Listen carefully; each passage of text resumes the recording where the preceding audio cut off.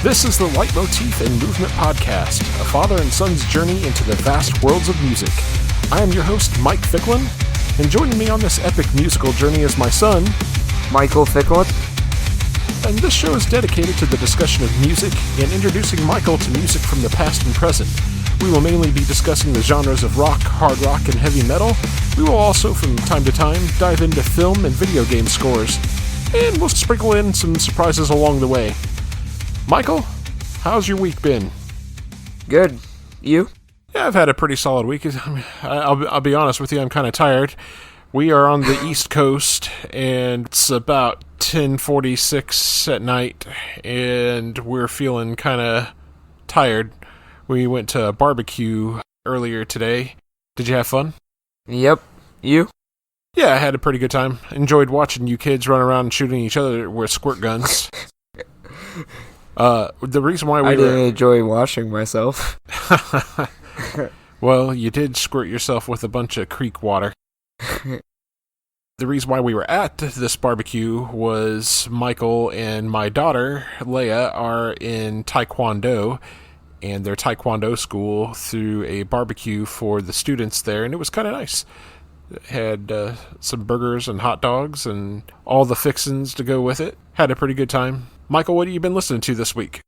Ironically, the Marvin Gaye song. The Marvin Gaye song that was assigned to you from the last episode. Yes. Okay. We'll get into that here in a few. 5150. From Van Halen, which is what we'll be getting into here in just a few. Those are the only two musical things you've been listening to at all this week?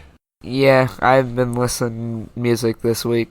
Well, for me, I not only went through and listened to the assigned listening assignment for this episode, but I also have been listening to some more Amorphous. We talked a little bit about them last week. I've also listened to some new songs that were released just earlier this week. Listened to the new Born of Osiris song, which is called In Desolation. Listened to the new Interloper song. It's called The Ones That Changed Me. And I listened to a re-released album. This album came out, I believe, in 1999 originally, from a band called Creed. The album is Human Clay. They released a deluxe edition of the album. Is it like a remaster? Yeah, it's a 25th anniversary edition. It's got a bunch of extra songs on it. It's got a live album on it. I haven't gotten all the way through it yet, but it's been interesting revisiting that album after so long. I was a big Creed fan in the late 90s when they first broke. Their first record, My Own Prison, which we'll eventually listen to on for our podcast ride. That was one of the most influential records for me in the late 90s and was coming at a time when I was starting to develop my own musical tastes and figuring out the kind of things that I like instead of listening to the stuff that my dad listened to or that Uncle Kevin was listening to. So he holds a special place in my heart. I know a lot of people look at Creed these days and go, ugh, when they hear the name. Mainly, I think most of that is out of a tad bit of sense of jealousy and a tad bit of sense that they did get overplayed big time on the radio when they were breaking big. But it's been enjoyable going back and revisiting that album. This is their sophomore album, and it's the one that really broke them big. There were a few really big songs on this record. The two biggest ones, probably Higher and With Arms Wide Open, both of which were just massive songs on the radio. I haven't listened to this record in a really long time. It's been a really, really long time.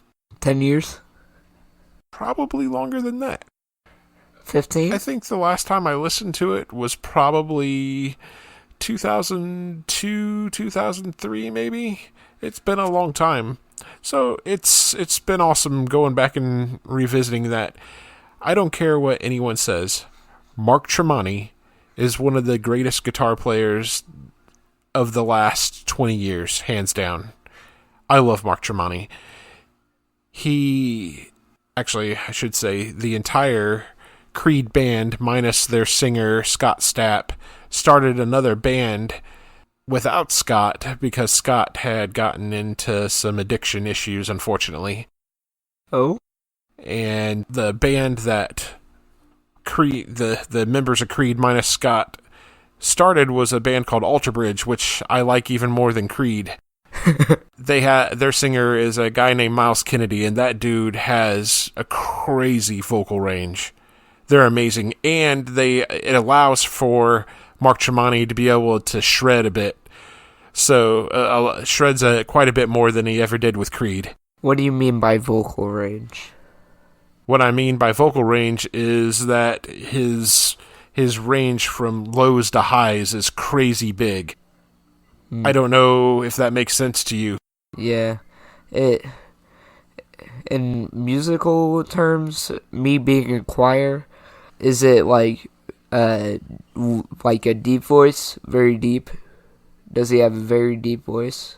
And then I don't know what his natural high? talking voice is like, honestly. I don't think I've ever heard any interviews with him. If I had to wager a guess, his natural talking voice is probably right about where mine is. Okay. I don't know if you would consider mine a particularly deep voice. I don't think so. I would consider your voice an alto, which is the medium between soprano and baritone. I would consider Scott Stapp more a baritone than that's the singer for Creed. Miles Kennedy's got this. He's just got this crazy range, almost Spencer Sotelo like. Okay. He can get those high notes, but he also has a little bit of a lower register too that he can get to. So big range. Does that make sense? Yeah. Okay. So yeah, Tremonti gets to shred on the guitar a little bit more with Alter Bridge. Plus, he has his own band named Tremonti. And he gets to do fun stuff with that too. He also gets to sing on that. Is it like a side project?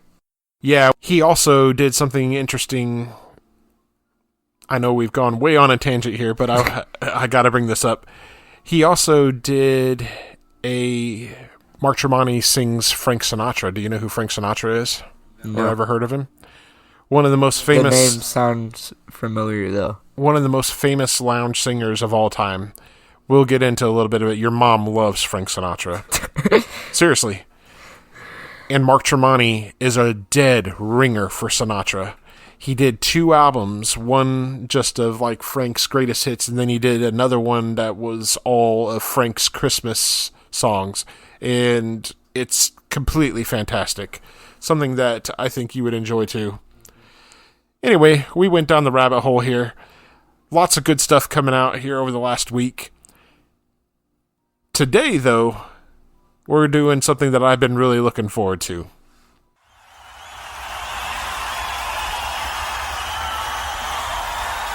It is now officially 5150 time!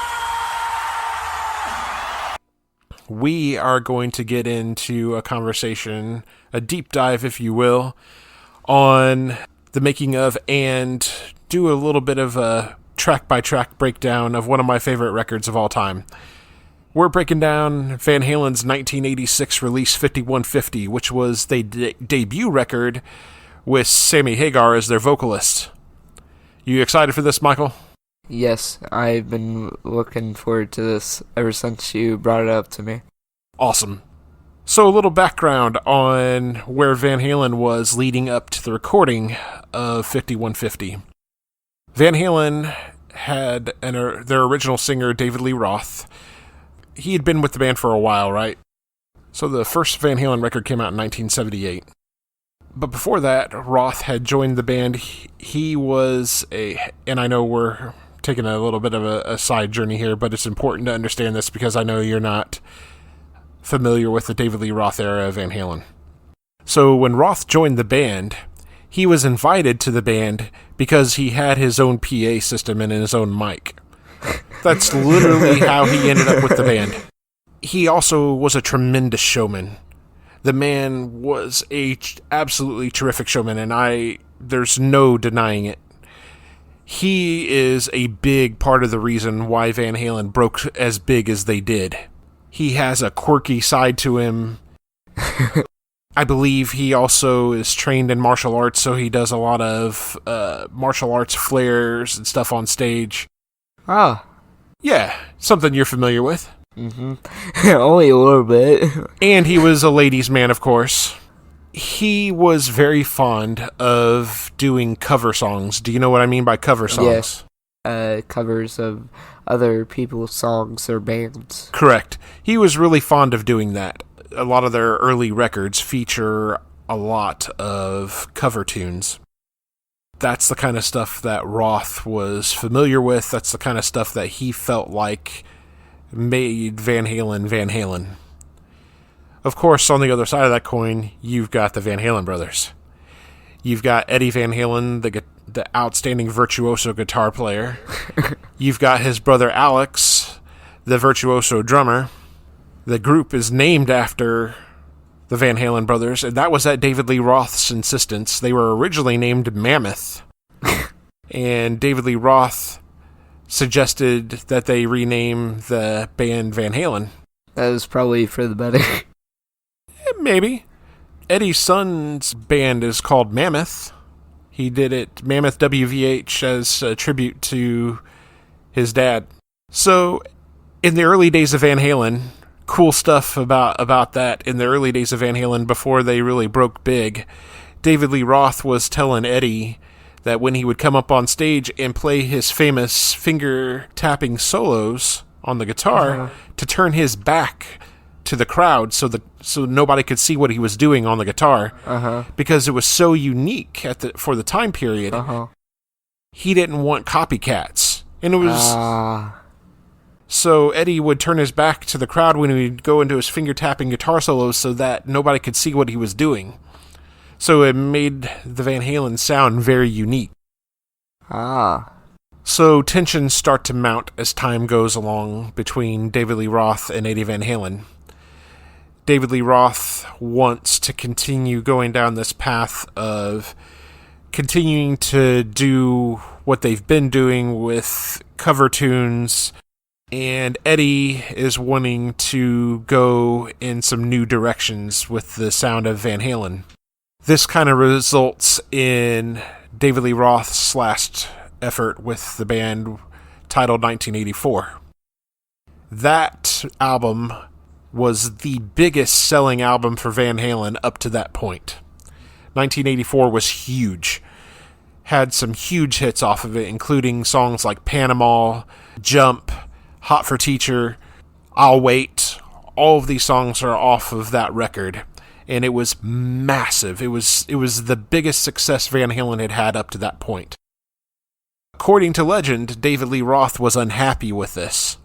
The reason he was unhappy with it was because he didn't like the addition of the keyboards and moving in a more pop direction.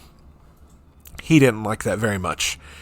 So amongst all the tension and the fact that David Lee Roth had issues with the direction that the band was going in, he departs Van Halen at the height of their popularity and goes off and does his own thing.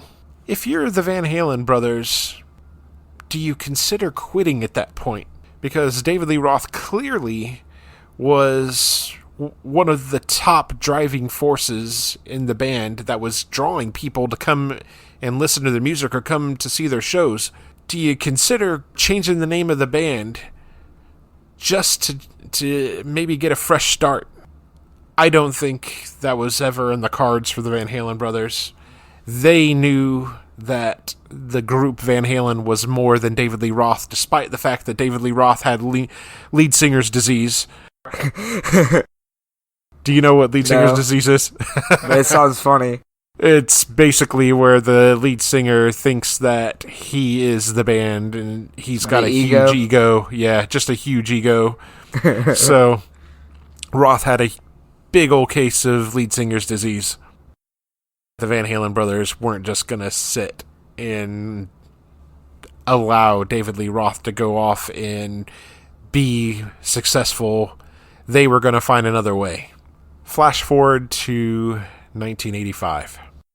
Sammy Hagar is coming off his most successful work himself. He had done a record called VOA, and on that record, he had recorded a song called I Can't Drive 55. Have you ever heard that song before? No. Okay. So Sammy wrote that song about getting a ticket for speeding once. And I think I've heard stories about Sammy just getting a lot of speeding tickets off. So the song is I Can't Drive 55, about not being able to drive 55 miles per hour. He wants to speed. So that was Sammy's biggest hit ever. He's coming off of that. He's had this, massive success himself. But his sports car is broken down. Needs repairs. So he takes the car to his repair shop. And it turns out that Eddie Van Halen's sports car is being repaired in the shop. They both have the same repair guy. The repair guy recommends to Eddie Van Halen Sammy Hagar. So the two of them meet through their auto repair guy. And Sammy agrees to go and meet Eddie and Alex. They end up at 5150 Studios, which is Eddie's recording studio. And they commence to jamming on what would later become the song Summer Nights. And there's this instant connection there. They're instantly gelling together. Magic is happening. And Sammy Hagar becomes the new singer for Van Halen. Mind you, not a replacement for David Lee Roth. He's just the new singer. He's the new guy. They record 5150 and release it in 1986. It becomes the best-selling Van Halen record of all time. In fact, or not of all time, I guess of all time at that point, right? So it's the best-selling record of all time at that point for Van Halen. They have huge hits with songs like Why Can't This Be Love, Dreams, and Best of Both Worlds. Those are massive hits.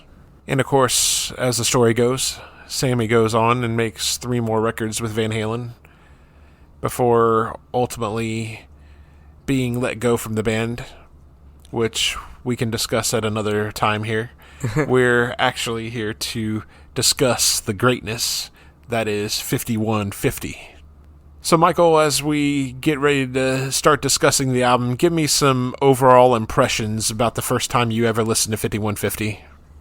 It was way different than the stuff I was listening to originally. I was listening to bands that were more heavier than Van Halen, but I liked it the first time all the way through. What do you think of Sammy Hagar as a vocalist? I like how high he can get during some of the parts of some of the songs. What do you think of Eddie Van Halen, the guitar player? I think he's just an amazing guitar player. He just has the magic touch.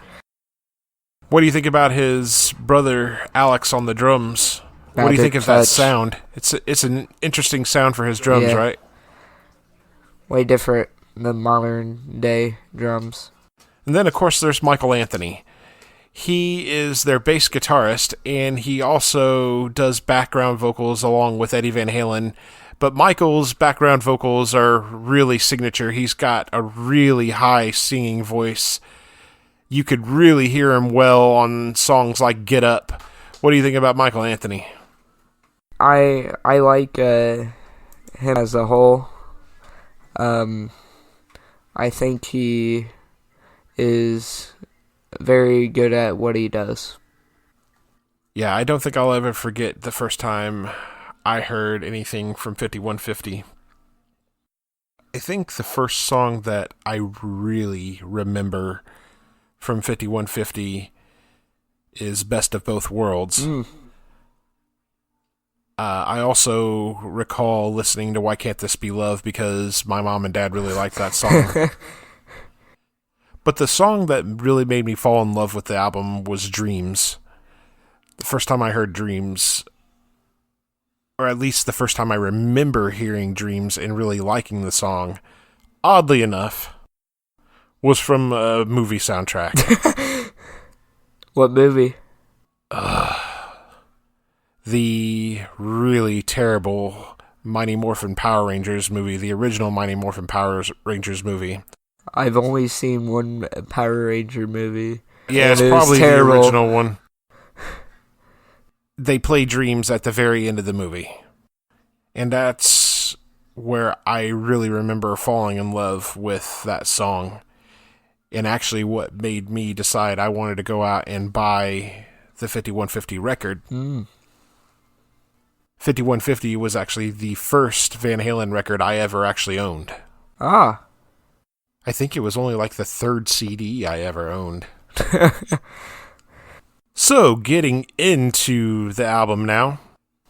First track on the record is a song called Good Enough. And opens up with one of the most iconic openings I think I've ever heard on any record before. Opens up with Sammy Hagar's yelling, "Hello, baby!" I don't think anybody can recreate that except for Sammy. I love that opening. It gears you up for something fun, right? It does. And that song is a lot of fun.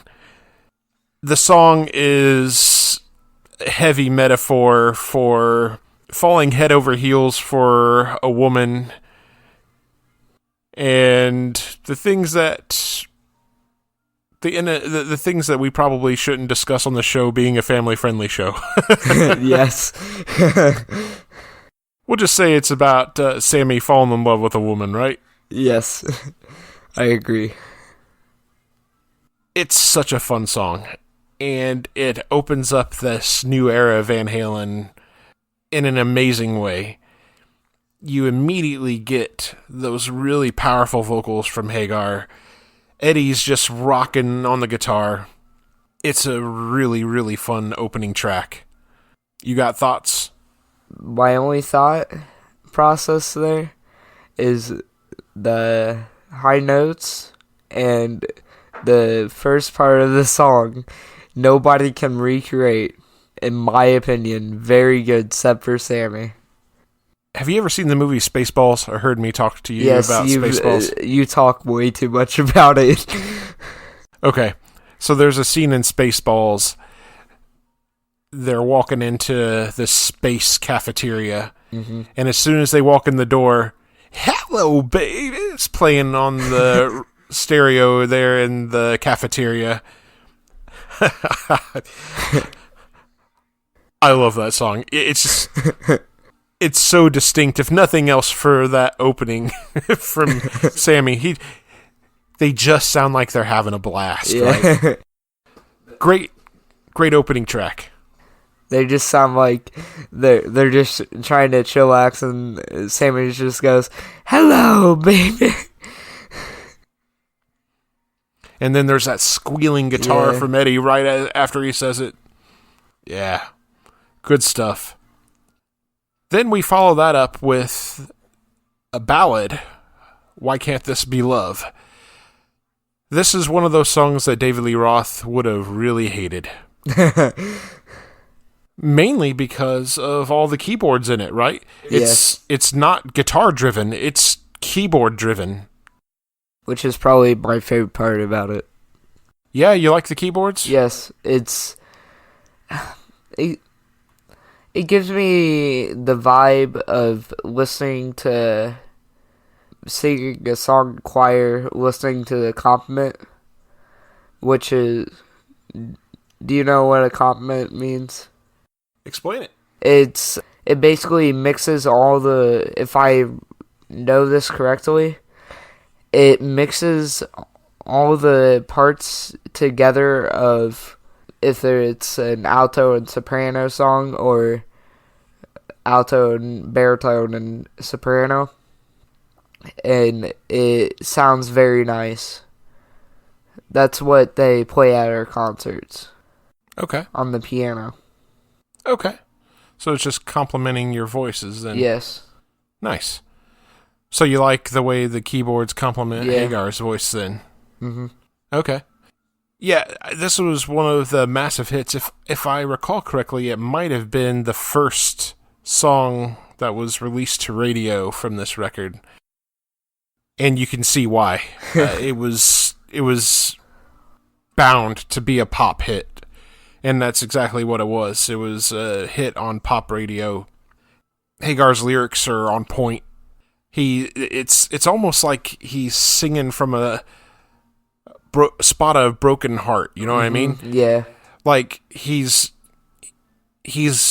got a crush on someone, or he's in love with someone that's not returning that feeling, and he's asking, why can't this be love? Yeah. I see what you mean by that. I really enjoy Eddie's keyboard work on the song. I enjoy the little breakdown moment where Hagar is actually kind of beatbox singing along with the keyboard. You know what I'm talking about? Yeah. There's a couple of spots that he does that in. And that's like the greatest parts about the keyboard giving Sammy a boost during that. It just mixes very well together. Yeah, I think so.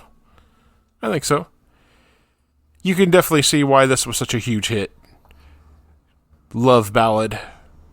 Next song on the record is the most upbeat song on the record and probably has the most energy on the record, and it's a song called Get Up. I'll be honest with you. The first time I heard that song, I was not impressed. And I didn't really like the song very much for quite a while. What did you think of it? I may have to agree with you on that. I just can't get into it. That's my problem with it. From a songwriting standpoint, as far as the music is concerned, it's pretty good. It's a really good driving tune. It's really upbeat. There's a lot of energy to it. I enjoy the guitar work. I enjoy the drums. I think what throws me off about the song is Hagar's lyrics. Mm-hmm. Yeah. I think they're kind of corny. Am I wrong? No. And for some reason, I kind of feel like repetitive through it. Yeah. I understand the sentiment that he's trying to convey in the song. He's basically saying, don't give up, pick yourself up, keep on moving forward, keep trying, get up and make it work. It's just weak for me. I have grown to appreciate it a little more as I've gotten older and stuff. It's still not my favorite song on the record. I like it more than maybe one other song on the record, which we'll get to later. I'll have to agree with you that. So, I don't think I mentioned this, but Sammy Hagar has a boxing background. Oh, he does? Yeah. So, with that in mind, some of his lyric choices in this song make sense. You see what I mean? Yeah. That makes more sense now, if you put it that way. Yeah, I don't know. It's just a weak song. From a lyrical standpoint, I almost wonder if this would have been done in the David Lee Roth era if Roth would have come up with his signature tongue-in-cheek lyrics and would have made it work a little bit differently. I think it would have... The bass, what you've been telling me about David Lee Roth, it kind of sounds like he may have been able to make that song work way better with him. Maybe. You'll have to hear how he sings. I don't want to disparage David because David, for his part in Van Halen, was fantastic for what they did early on. He just... has a tendency to sing off key a lot. So, again, I'm not trying to disparage David. I do very much enjoy a lot of the music from David Lee Roth's era of Van Halen. He's not nearly as good a singer as Sammy Hagar is. But one could certainly make the argument that Roth's lyrics might be a tad more cheeky, a tad more interesting sometimes. So, I don't know. Any other thoughts on Get Up? No. I do want to compliment Alex Van Halen, by the way, on this song, because he's just going to town on the drums, man. He's just rocking it. Yeah, he was just vibing. He looked... I mean, I swear he comes off that song, they finish recording that song, and he's going to be sweating bullets and feeling like his arms feel like jello. Tempo is really high. I think I would have trouble playing any part of that song, instrumental-wise and vocal-wise. Eddie Van Halen is a wizard on the guitar. Like, I literally sat down at one point and tried to learn what I thought, just by listening to the song, might be one of the easier songs in the Van Halen catalog. I looked up the tablature for it and realized how wrong I was. It wasn't so simple at all. I've still not figured it out. What song was it? A song from a different record. It wasn't from this one. It's a song from For Unlawful Carnal Knowledge. We'll get to it. Okay. Moving on. Next track after Get Up is one of my favorite songs on the record, if not my favorite song on the record. Agreed. I kind of go back and forth between this and a song that's later on in the record. I love Dreams. There is something about Hagar's lyrics in this song that are so uplifting. Uh-huh. I can agree on that. I love the keyboards on the song. I love Eddie's guitar work on the song. And by the way, Eddie Van Halen is playing the keyboards on all this stuff. So not only he's kind of pulling double duty. So he's a wizard and everything. Pretty much, yeah. Pretty much. So interestingly, when Eddie and Alex were little and starting to learn how to play instruments, Eddie Van Halen was originally on the drums and Alex was on the guitar. Oh. And then they switched. Wow. I'm just learning everything new today. I'm giving you an edumacation on Van Halen, boy. What? Edumacation. So, yeah, Dreams is one of those songs that when I'm in a funk, when I'm feeling overly stressed or maybe in a dark place, Dreams is one of those songs I can put on and instantly feel better, feel uplifted about. I love the message of the song, and there are some moments in the song where Hagar's vocals are crazy high. Yeah. He hits some crazy high notes on this song. especially during the last time that he's singing the chorus. I mean, he just kills the high notes that last time he runs through the chorus there. He kills it the whole entire song. I mean, he really does. There's no question. Eddie's solo in the song is fantastic. Works really well. I don't have any complaints whatsoever about the song. This is one of my favorite songs ever. Period. I used to listen to this on repeat. That's funny. You have any other thoughts on Dreams? I think you covered basically everything I was going to say. I've seen Sammy perform this song live. Oh, you have? Yeah, he kills it live, man. He used to be able to kill it live anyway. He was asked on this tour that they're on now whether or not he would be playing it, and he said he wasn't going to do it because he can't hit the notes anymore. Well, which is kind of a bummer. I would have loved to hear him play it one more time live. I would have loved for you to be able to hear him play it live. And actually bringing back around to the fact that Eddie was playing guitar and keyboards, one of the big pluses to Hagar joining Van Halen was Hagar could play guitar. Uh-huh.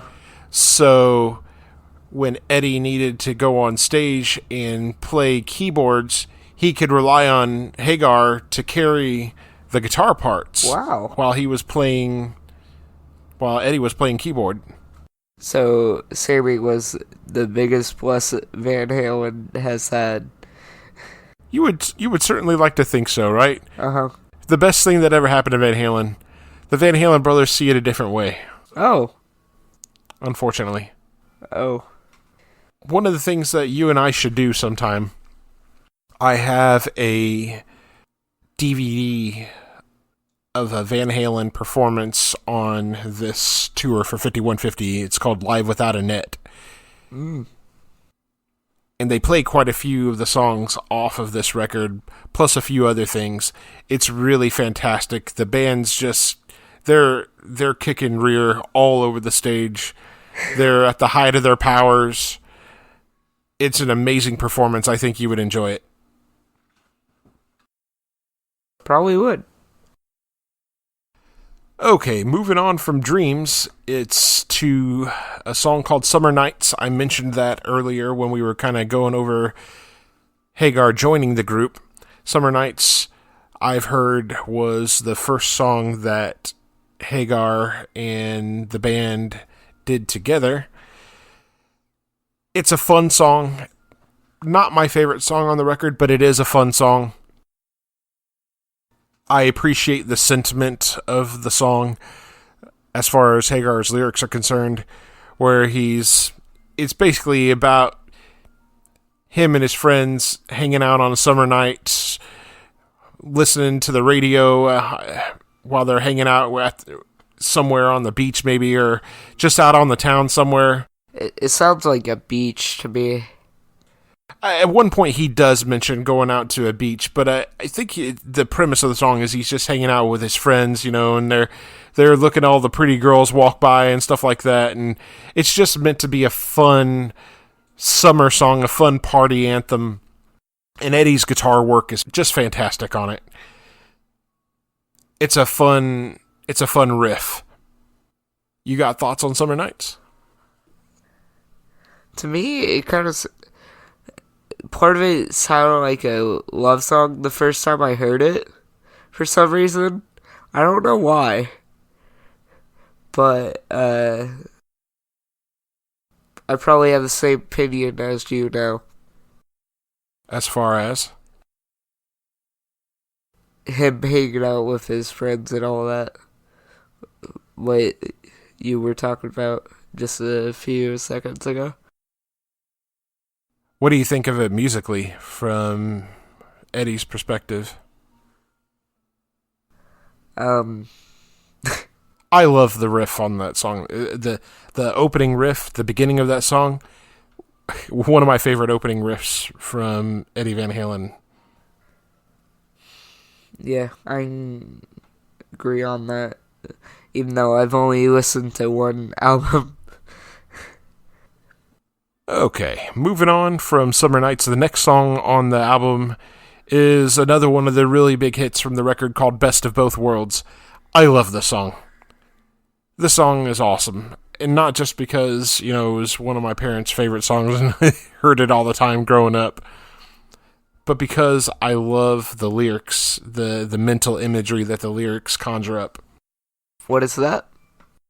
So he's singing about being able to have a feeling of heaven while we're still alive on Earth, making the best of your time on this planet and making the best of your life to make it feel metaphorically like you're in heaven, like you're in paradise. I love the guitar riff from Eddie Van Halen on this. The solo on this is fun. Alex Van Halen just killing it on the drums. Michael Anthony's background vocals, by the way, on this entire album are fantastic. But I think that they don't stand out as much with Hagar because his vocals are so high anyway. Michael Anthony's vocals definitely work, in my opinion, work better with David Lee Roth because they're different stylistically and different from a tonal point of view, I guess. I don't know the right word I'm looking for there. You got thoughts on Best of Both Worlds? All I gotta say is, every time I'm listening to 5150 and Best of Both Worlds comes on in Grandma's car, she always turns up the radio. Oh, yeah? Yeah. She still likes this song, doesn't she? Yeah. Do you find yourself singing along? Sometimes. It's hard not to. It's really catchy. It's a good hook to it. It does have a very good hook to it. That all you got? Yeah. Okay. So the next song off of the record is Love Walks In. This is another ballad. I really like this song a lot. I don't know what it's about, but I like this song a lot. It's just, like, weird. So, I've heard Sammy Hagar say that this song is about aliens. I'm not sure if he's serious about that or not. Knowing Hagar, I wouldn't put it past him that that's what this song was actually about. I wouldn't be surprised. He says it's about. Some of the lyrics that he uses in the song would certainly lend you to believe that he is talking about encounters with an alien. I would certainly like to hope that that's not what the song is actually about, though. I mean, what does love walking through the door have to do with aliens coming to visit you? Morphing aliens. Are you suggesting that the alien is morphing into A human, an attractive yes. female? Or Yes. That's so ridiculous, it might be right. I wouldn't be surprised. So this is another one of those songs that's led by Eddie Van Halen on the keyboards. Not a lot of guitar work on this song. Although the pieces where the guitar does kick in, it's beautifully done. It layers right in really well with the keyboards, especially during the solo piece. And as I recall, even as at the end of the song, as they're exiting out of the song, they're going into the end of the song, there's more guitar work there. And all of it's really solid. It flows really well with the keyboards. Beautiful song. From a music standpoint, if Sammy is to be believed on what the lyrics are actually about, it turns a really pretty song into something that's really kind of corny and sappy. Which is unfortunate. When I first heard this song, I took a much different meaning from it than what Sammy says the song is about. I thought he was actually singing about finding love out of nowhere, like when you were least expected it. Yeah, I can see where you come from there. The reason why I think it actually may be about aliens is because the instrumental gives me the hint of like sci-fi for some reason. I could see it, I guess. I think the lyrics lend more to it possibly being about aliens and the paranormal than the music does. I mean, literally during the chorus, Hagar is singing some kind of alien waits for the opening. Again, who knows anymore? When I was younger, I thought that Hagar was being metaphorical with his use of some kind of alien. I literally thought he was talking about falling in love, finding love unexpectedly. That's what I'd like to hope it actually is about, and I think I'm going to stick with that because it works so much better than the aliens. Come on, Sam, you can do better than that. Any other thoughts on Love Walks In? No. Do you like the song? Yeah. I think it's in my top 5 if I remember when I did my top 5 favorites on the last episode. Alright, so moving on from the possibly silly Love Walks In to the other song that bounces back and forth with Dreams as my favorite song on the record. The title track from the record, 5150 itself. I love 5150. Everything about 5150 is fantastic. Do you know what 5150 is, Michael? Do you know what the actual 5150 name comes from? No. Okay. So the 5150 name comes from some sort of police code used in California to call for a situation where someone is criminally insane. So, mentally insane? Yeah. So that's what 5150 is. It's police code for mentally insane or criminally insane. And the lyrics kind of lend credence to that. We're hearing Sammy singing about basically him putting all the effort forth into making a relationship work, and the other side isn't reciprocating. They're not giving that same effort back. They're always taking more than they're giving, and it's driving Sammy crazy. They're not giving their part of the relationship to make the relationship work. I love the lyrics to this song. I love Eddie Van Halen's guitar work on this song. Alex is killing it on the drums. 5150 features one of my favorite guitar solos ever from Eddie Van Halen. This song, still today, would probably make easily like a top 10 list of top 10 favorite songs ever. Wow. That's a far stretch. There. No far stretch for me, my friend. I've been listening to this stuff for a long time. What do you think of 5150? Don't let my perspective paint yours. Well, I have a very different perspective?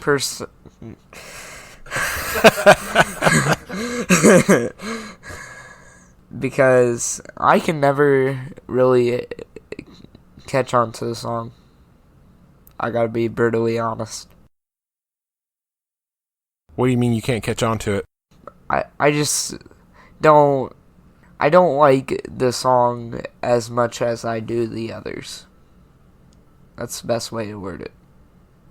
So you don't like the guitar work, don't like the drums, don't like Hagar's vocals or lyrics? I just can't catch on to the song. That's the best way I can put it. Okay. So it's just never hooked you. Yeah. I think you need to listen to it a couple of hundred more times. It'll hook you. 100? You know what? I've listened to that record more times than I can count. I've probably listened to it 1,000 times, if not more, over the years. Does that mean you have 1,000 fingers? Why would that mean I have 1,000 fingers? That's kind of weird. I'm not sure where that correlation comes from. I don't know. I just made a random statement. Thoughts from a 13-year-old.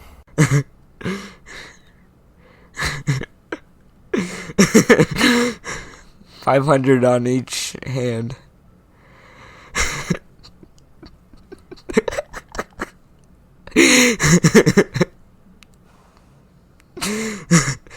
Sir. No. I think you would enjoy Hagar's live performance of 5150. There's a lot of energy in it. In fact, I think he is playing it on this tour, which is awesome. And he definitely plays it, they definitely play it on that Live with an Allen DVD that I was telling you about. Mm-hmm. I think you would enjoy it. It has a different energy live. And I think I've said that to you a lot about bands that we've gone to see live, about how some songs have a different energy live. Yeah. They feel different, so I like them better live than I do on the record. 5150 has a different energy live. I think you might feel differently about it. Mm-hmm. And like I said, the more you hear it, I think you might change your opinion about it. And that, friends, sadly leads us to the last song on this record. A song called Inside. I'm just going to be brutally honest here. I hate this song. Agreed. I understand the premise. So, it's a silly kind of throwaway song at the end. The premise that they're getting at is that Hagar is the new guy in the band, that they brought him in. I think they're joking about him coming into the band and changing himself to fit in with the rest of the group. Mm-hmm. So it's just kind of this silly throwaway song. There a lot of stuff about Hagar going out and buying new clothes and stuff to fit in. It's okay. It's not a particularly good song. It's repetitive. It's horribly repetitive. It just doesn't do anything for me. Like, I wish this album actually would have ended with 5150, and maybe they moved Inside to some, earlier in the album and stuff, because 5150 would be a perfect closer. Yeah. Inside, just such a waste. I feel like it's like one of those bonus tracks that they just throw into as like a recording that they did and did. Yeah, like they're having fun. Yeah. Like they're just all sitting around chatting and stuff and having a good time, and they decide to hit the record button and just throw it on there, something cheeky at the end. Yeah, I agree with you. It does feel that way. It's one of my least favorite Van Halen songs ever, and that's saying quite a bit, because there's a couple of other Van Halen songs that they're just subpar. This song is, Is that all you have? Noises. I love 5150 as a whole. And if you have never heard 5150 before, I highly recommend you do listen to the entire record from start to finish. Just know that when you get to Inside, be prepared to not be impressed. That's all I'm saying, folks. That's all I'm saying. The rest of the album, killer. Inside, filler. It's like that you go down into like a description of like some video or podcast you're listening to or music, and it's just like all the tags to what it's for.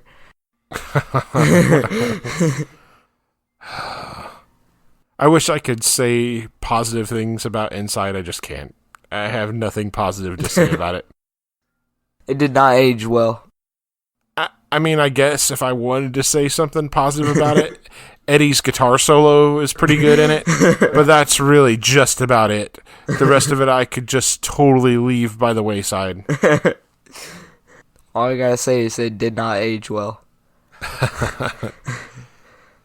All right, so now we're coming to our overall feelings on the record, Michael, and how we want to rate it. We are going to rate this out of 5 stars. Okay, so I'll let you start first. Give your overall impressions about the entire record, and then give us your rating. I did not think this in depth. I think all the songs on this album, except for the last song, which we call filler, is probably some of the best songs I've listened to in the past year or so. If I had to give an overall album rating, 4.5. 4.5 out of 5 stars for Michael on Van Halen's 5150. How many times have you listened to it, just out of curiosity? If I had to take an estimate, it'd probably be close to 60 or 70 times. Okay. That's a pretty good amount. Especially for as short as time as you've known about it. I may be way incorrect, though. So for me, 5150 brings back a lot of nostalgic feelings for me. Like I said, I've been listening to this since I was a kid. Every time I listen to it, it takes me back to being on a car ride with my mom and dad, or being at a cookout with Dad and Uncle Kevin and Mom and the family. A lot of nostalgic feelings for that. Also, always makes me feel. It makes me feel young again. It makes me feel good. I love 5150. It's a really fantastic record. It didn't make my top 5 all time from last episode. OU812 did, which is the follow-up record to this. But 5150 is still a favorite and easily lands in my top 20s. Ooh. I love Sammy. About that one. Why? I thought it'd be like in your top 15 or 10. I mean, it still may. I'm just giving it a wide berth here. You could have said top 100. No, because it wouldn't have been that low. Yeah. No chance. I love 5150. I always will. It's kind of like first love as far as music is concerned. I love Hagar's vocals. I love Hagar for the most part, except for when his lyrics get exceedingly corny. I love Eddie Van Halen as a guitar player. I was deeply saddened when he passed away a few years ago. For me, as far as guitar players are concerned, it just doesn't get any better than Eddie. Eddie is that number one top tier. There's no comparison for anyone else. Now, that's saying a lot, because clearly there are other great guitar players out there, as we've discussed before. There's 3 of them in one band, in fact, with Periphery. Those guys are insane. Those guys are insane. But for me, there's always that soft spot for Eddie Van Halen. Eddie Van Halen, again, was first love. He's always going to be the top tier, number one. For me, 5150, I got to give it 4.5 stars also. And the only reason it doesn't get 5 is because Inside sucks that bad. That's my exact opinion. If it wasn't for Inside, it would be a perfect 5 stars. Yeah. I got to go 4.5, only because Inside ruins it. Yeah. And folks, if our 4.5 star ratings don't drive you to listen to the record, I don't know what else will. That's the highest recommendation that Michael can give, because I highly doubt he's going to give a perfect score to anything else. I bet nothing gets close to 4.5. And I see Michael over there shaking his head like, you're full of it, dude. I think of many albums currently in my brain. Okay, so we do want to pose our question for the audience for this week. What are your thoughts on Van Halen's 5150? Give us your overall thoughts. Tell us about your favorite songs. Give us your overall rating for the record. We want to hear from you, and we will read your thoughts on air. We want to see how it compares to ours and tell you how wrong you are. Just kidding. Just kidding. No judgment here. No argumentative essay? No. No. No. All opinions are perfectly valid until they're not. So, moving on from there, we would usually go into a segment called Can't Wait, which is about new music that we're looking forward to, but there's not really a lot on the horizon for next week. I'm more excited for stuff that's coming later on in the year here. We actually talked about the new Opeth record, which I have pre-ordered and stuff, but there's not really been anything else that's been announced recently that I'm really looking forward to. So, hopefully some more cool stuff coming down the pipe when we get ready for our next episode. We did get one piece of listener feedback. This came from my uncle. He told us, great job on the podcast. Michael is really coming along on his music. Both of you have a lot of cool background on the albums and the bands. Periphery wins the day. Definitely won the day for Michael. Periphery landed 3 of his top 5 favorite records of all time, which was really surprising to me, considering I know of at least 2 bands that he listens to frequently that didn't make that top 5. On to our next segment. This one is for the ongoing Michael's journey discovering a song from the past. Last episode, we assigned Michael to listen to Marvin Gaye's What's Going On. It's one of my favorite songs ever. It's definitely one of my top 5 favorite Marvin Gaye songs for sure. Wow.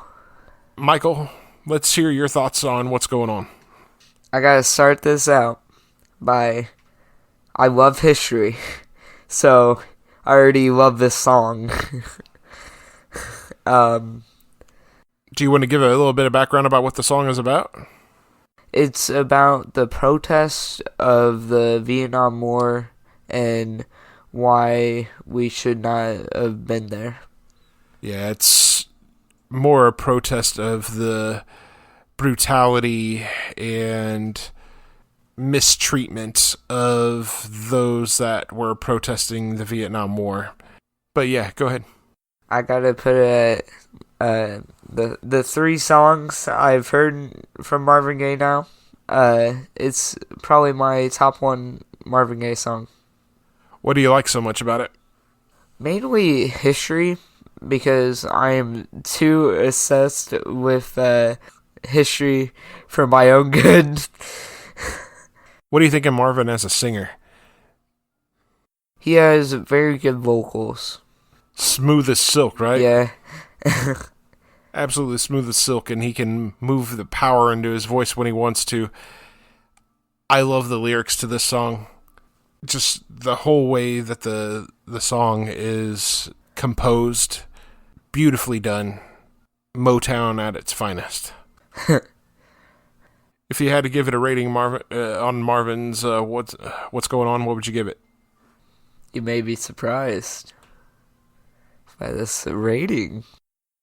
5. Giving it 5 stars, huh? Good for you.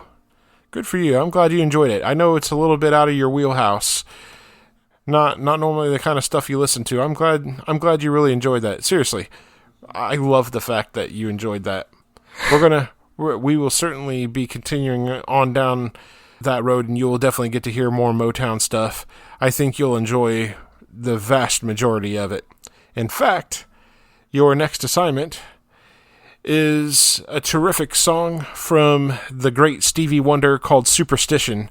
I think you will thoroughly enjoy this song.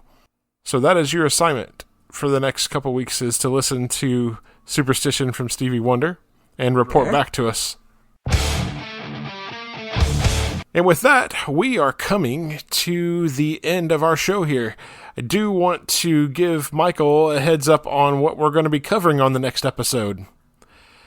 You are going to get to hear one of my personal favorite records from this band's catalog.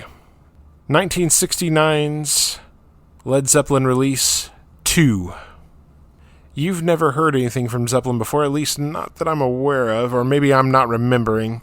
You played a Maybe song. I have played a few songs for you. Yeah. I think you're really going to enjoy this record. I think you'll enjoy the sounds of Robert Plant's voice. You'll enjoy Jimmy Page's guitar work. You'll enjoy John Bonham's drums.